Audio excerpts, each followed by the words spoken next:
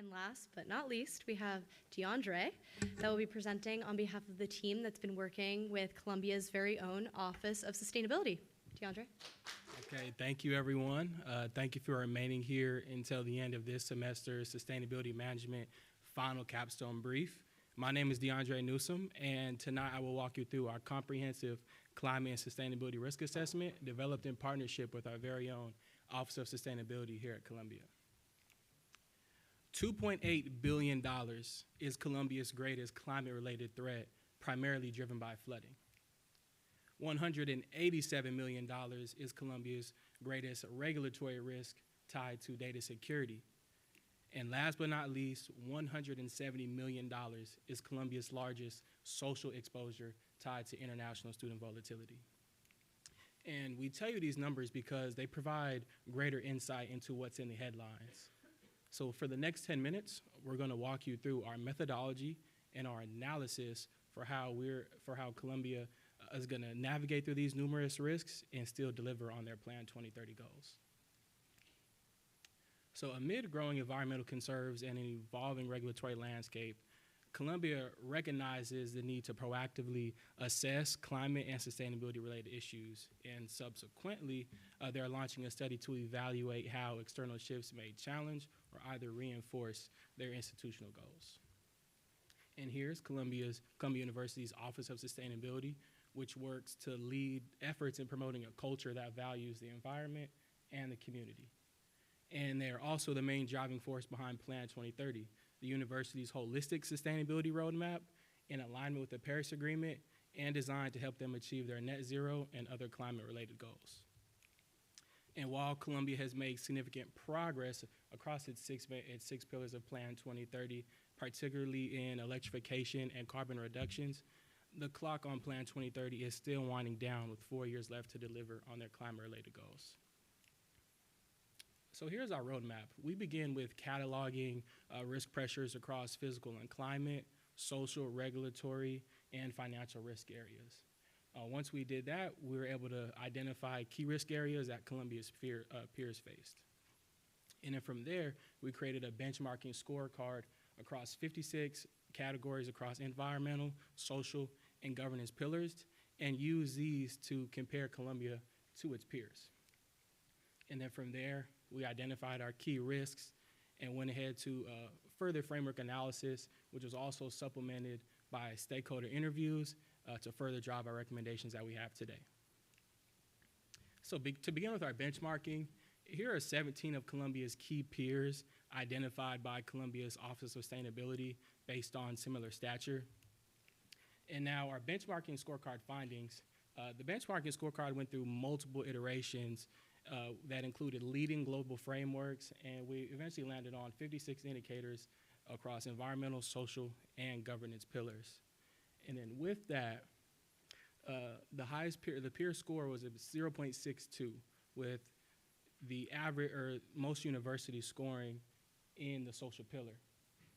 And as for Columbia, they scored above their peer average with a score of 0.68. However, there still is opportunities for improvement, highlighting industry-wide sustainability trends and also disclosure gaps. And from our benchmark findings, we consolidated those risks and built them out for further assessment. So just in respect to climate and physical risks, we looked at over 20 different climate risk assessment tools and frameworks to evaluate these risks. And the risks were then evaluated based on the likelihood of occurrence and how catastrophic they would be. And so when we looked at Columbia's portfolio of nearly or over 300 buildings, the risks, the physical and climate risks that came out as the most material were coastal flooding, heat waves, and also sea level rise. And from our peer interviews, another in climate and physical area that revealed itself to have a great impact was impact on food systems. And this was particularly from sourcing and supply chain issues that drove further impact on waste and energy. And while Columbia has goals in place in regards to emissions tracking, sustainable procurement, and food waste, they'll need to understand the future landscape in order to understand how further disruptions can affect their goals. From a social and reputational risk perspective, risk is highly material for Columbia. Beginning student sentiment is currently declining, with lower levels of trust and belonging being reflected in student surveys and social media. Global international student volatility is also a risk to enrollment and incoming tuition revenue, and this is something that we've noted as we've seen a 20% decline in international student interest in the U.S. In addition to that, we understand and acknowledge of how sustainability terminology has been politicized under this current administration, so we took a deep dive into our peers to look and to see what sustainability terminology they're using. And across our peers, they're using terminology that is in line with long-term value creation, resiliency, and efficiency. In addition to that, community trust and environmental justice concerns are also present, and this is through the campus expansion, gentrification, and also benefit sharing due to having a closed campus. And lastly, donor sentiment is also declining as well, as we've seen a 29% drop in Giving Day contributions from 2022 to 2024. Now, regulatory risks. Regulatory risk involves the non-compliance of local, state, and federal policy and other elected accountability authorities. Now, as Plan 2030 currently looks at regulations from an emissions and energy compliance lens, there are regulatory exposures at the broader level in regards to areas such as antitrust, civil rights, infrastructure. And just to name a few examples, we've seen that with the recent $9 million antitrust settlement and also the recent $221 million federal settlement. And these definitely signal operational and financial vulnerabilities for Columbia and Plan 2030. And lastly, all the findings that I just shared with you, we consolidated into our risk register. And our risk register primarily calculated or quantified our risks using the NYU's Return on Sustainable Investment Framework, commonly known as ROSI. And each risk was also calculated looking at the likelihood of occurrence and the financial impact. And when quantifying them, we identified the most material or the most critical risks. And we took those risks and benchmarked them against Columbia's $6.6 billion fiscal year budget. And the top three risks that emerged as the most financially material are data security, $187 million, business ethics, $34 million, and international student enrollment volatility and immigration policy, $170 million. And while our original hypothesis was that climate and physical risks would pose the most immediate and financially material risk to Columbia, our data in fact shows that it actually is regulatory and the social area that pose the most immediate and financially material threats to Columbia. And now, before we get into our recommendations, here are our key challenges. Being that we only use publicly available data, data availability was our first limit, and this was largely in regard to internal database access, primarily around data security and international student enrollment. In addition to that, our peer scorecard required countless deliberation to ensure comparability and rigor across our peers. And then lastly, each risk category required different frameworks that at the end of the day had to be harmonized into one model at the end, which was a difficult task for us. However, here is a snapshot into our recommendations and next steps for Columbia. In the near term, Columbia should focus on building out a unified governance sustainability system, and this would essentially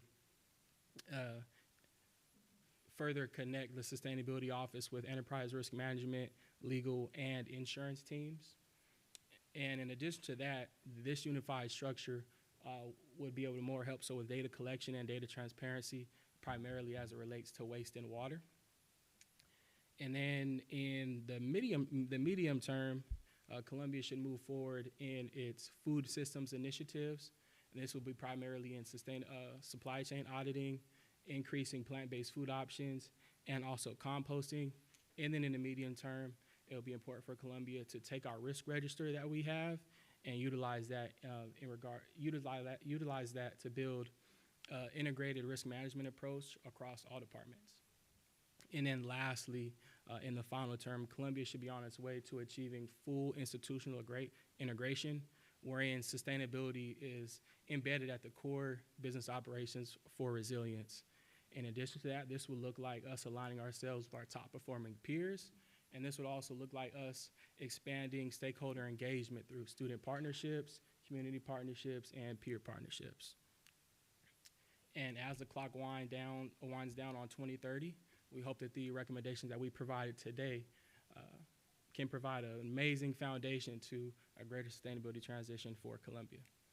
And on behalf of Group 6, thank you to the Office of Sustainability, thank you to our advisor, Mr. Dubois-Akin, and thank you to you all. All right, so thank you for the nice presentation. I'll ask my last but not the least of questions. I'm curious about this same part, how you got the scores for the various key benchmarking teams. What factors or parameters go into the numerator? What goes into the denominator? How do you come up with Columbia is having 0.52 and the environment and will have 0.68 and the university average? How do you come up to that? Yeah, for sure. Thank you for that question. So our scorecard didn't include any weights. So universities were all scored on each indicator, and it was 56 total indicators, either on a score of either 0, 0.5, or 1. And this was all based on publicly available data. So if they scored a 0, if the data wasn't out there, is 0.5. If there was some partial information out there, and if it was available, however, they got a 1. If the data went into detail in regards to how that process came about and any findings. And then in regards to that, we had 11 different subcategories that the 56 indicators were encompassed in. And so on each indicator of those 56, universities were evaluated by our team in order to see, if they either should have a 0, 0.5, or 1 based on their publicly available data. I hope that answers your questions as well. Okay, thank you.